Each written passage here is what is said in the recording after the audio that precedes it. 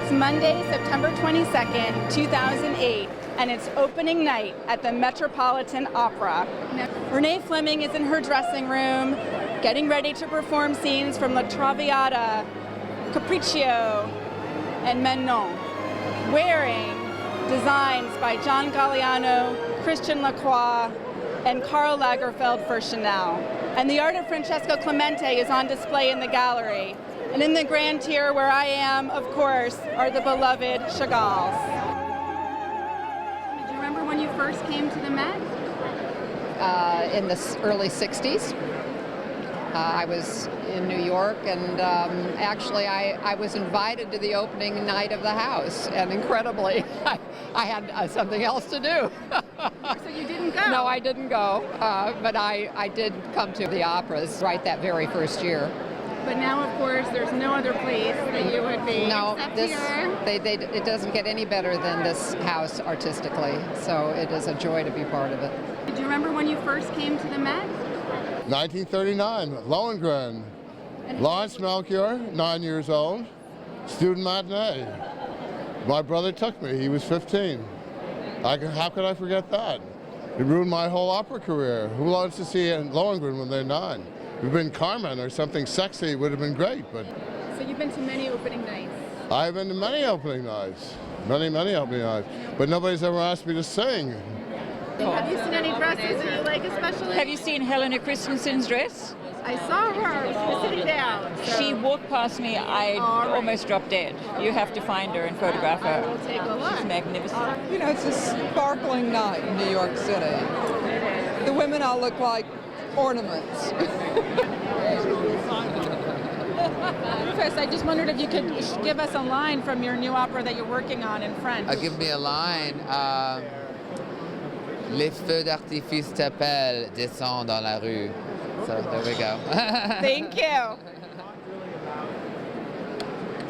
I mean, we get all gussied up for one night, and that's lovely. That's right. Tomorrow we go back to real life. But it's wonderful that the rest of the country can share these performances. It's one of the most important cultural institutions that we have here. It draws people here. It's wonderful. It's art at its best. I think New York is one of the arts capitals of the world, and New Yorkers just are a vibrant people. Lincoln Center has a big birthday coming up. 50th year coming up. And the Met Opera is 125. So That's right. I guess you're just preparing for a lot more years. We have great celebrations next year, but the most important thing is that this place will stay the most important performing arts center in the world. You are in charge of the 125th anniversary project. Yes, I am. And you've been raising a lot of money. We have. How are you doing on that front? We are about 6 months ahead of schedule, and we are just. Why am I not surprised? And we've nearly reached our goal. $170 million, just short of 9. We are done. You get to know a lot of the opera singers. Well, we do, but that's not the purpose of my involvement. I mean, I love the singers, I love the artists, I love the artistic side, obviously, of the Met. But it's really to make this opera house live for a long, long time.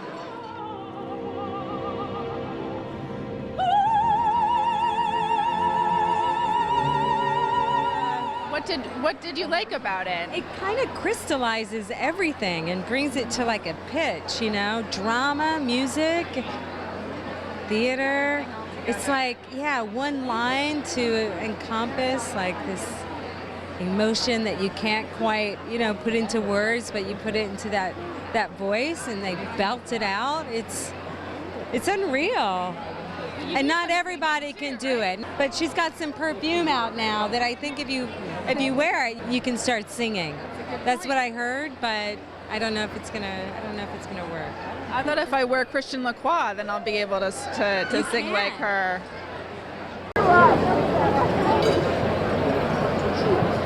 125 years for the Met Opera? I was going to say 38 of them I've been here, and not to mention a number of years that I was listening to performances from the time I was about 10 years old, so my life's bound up with the Met for a long time. I'm very happy about that.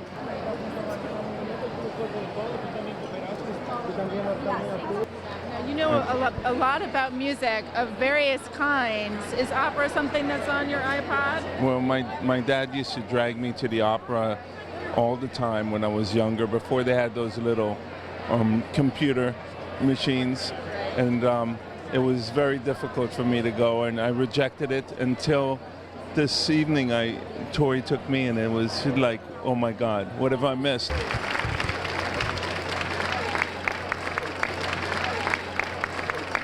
It was Peter's first opera, and he was absolutely dazzled by it. And the thing that dazzled him most was that Rudolph Bing, at one point, when he heard someone booing, was really a wrong time to cheer or boo. He got up, dashed out of the box, ran downstairs, got the guy, and lifted him out of his seat by the back of his collar. And Peter said, "You know, Dad, that's a job I'd like to have someday." Rudolph Bing would go down and carry someone out on his shoulders. He was misbehaving. No, I wouldn't want to do that.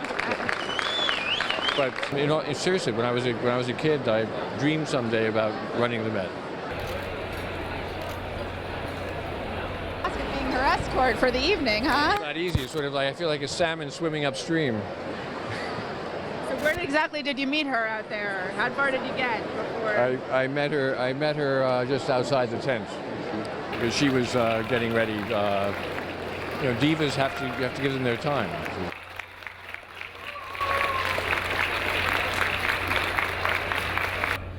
If there were a glass ceiling for sopranos, she has broken it. How will you remember tonight? You know, I think it's more how will I forget it. I mean, this is the biggest night of my entire professional career, and I can't imagine. I have had some big nights, but nothing on this level, nothing with this type of spotlight, and I can't imagine that it could ever be reproduced in quite this way. So I guess that's a long way of saying it's all downhill. No. No. Okay, all right, we'll find other things to do. That's right.